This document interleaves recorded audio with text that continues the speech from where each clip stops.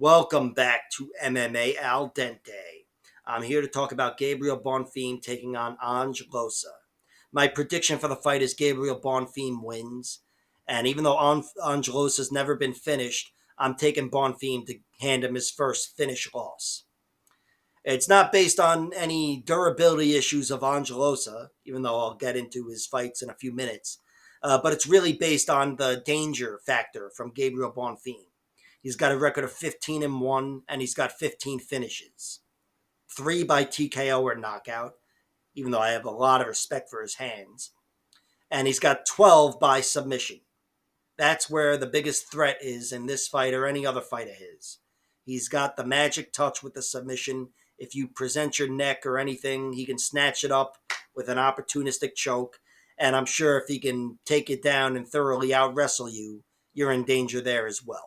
He's got arm triangles or rear naked chokes. In the UFC, it's been guillotines so far, but they're guillotines over high-level fighters. Mornir Lazez, who actually beat Ange Loosa, and also Trevin Giles, incredibly seasoned fighter. So, based on the danger of Gabriel Bonfim, I'm picking him to hand Ange Loosa his first loss via finish. But could be wrong there. Gabriel Bonfim, his one loss comes in his last fight. He lost to Nicholas Dalby. That was a fight that was lost solely due to his cardio. Well, his cardio combined with Nicholas Dalby, who I'm sure had a part in it. But the cardio failed Gabriel Bonfim. It was not a good look at all. He looked really good early on and then fell apart in round 2 and didn't even make it to round 3. Dalby's a guy who typically gets better down the stretch, and here he just poured it on and took Bonfim out of there. But I'll say, even if Ange Loosa, if Gabriel Bonfim has cardio issues in this fight, I don't envision Loosa getting that type of victory. He's not going to bring the onslaught that Nicholas Dalby brings. I think he would be more trying to control Gabriel Bonfim. And I still don't think that's what's going to happen. I'm picking Bonfim to win. I'm picking him to hand Ange Loosa his first finish loss. Loosa's only got 3 losses. They're all by decision, but he's been hurt a bunch. He was hurt in the Jack Della Maddalena fight, hurt against the guy Jonathan Thompson who beat him in the LFA, hurt against AJ Fletcher, who nearly had him out of there, but then Ange Loosa battled back and really took over that fight to win a decision. But still, despite him surviving when things weren't going his way and turning things around in some fights, I've seen him hurt enough to know that if he's in that spot with Gabriel Bonfim, he's not going to be shelling up and trying to circle out. He's got a lot more to worry about. Gabriel Bonfim, again, just needs one opportunity at a choke, and he will snatch your neck and put you away. That's a threat that was not there, even with the likes of Jack Della Maddalena, and certainly not with Mornir Lazez and whoever. That's a big threat here that he's not used to facing. So that's the basis for the pick. Gabriel Bonfim, I think, will be in his face. I think he's got too much offense, and even though Ange Loosa is incredibly sound defensively, or physically or whatever, he's been hurt a bunch, and I think this is going to be the fight where things change. And of course, I should mention he almost lost his last fight to Brian Battle.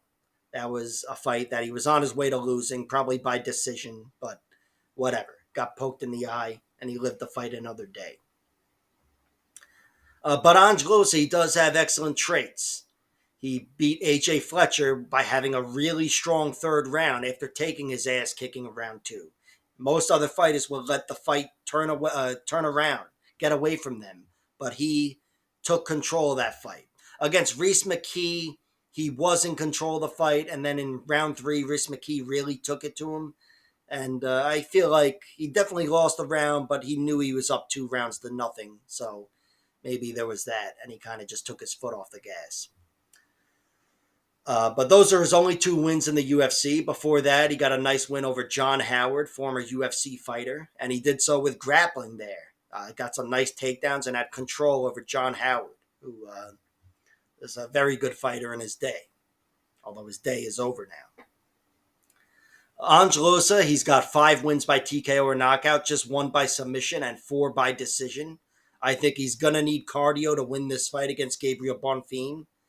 But I think it would be a real Hail Mary for him. I think Bonfim is going to be better. Unless he completely falls apart, he's better technically everywhere than Ange Loosa. Everywhere. I think he's much better on the ground, and I think he's better on the feet. Ange Loosa, he's never been finished, but as an amateur, he was tapped out with a knee bar. Just wanted to let you know that I know that happened. It was in 2012, so it doesn't mean a whole lot. But again, just know that didn't get by me.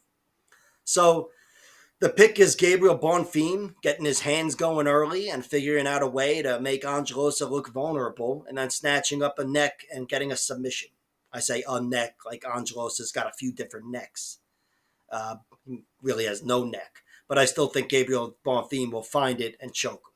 So that's the prediction. I'll wait for the props. But as of now, I'm really just staying away from this. I mean, not enough of an enticing line here to get me to bet on it. So I'll wait for the props and hopefully something jumps out. Like, share, subscribe, all that horse shit, and check out my other videos.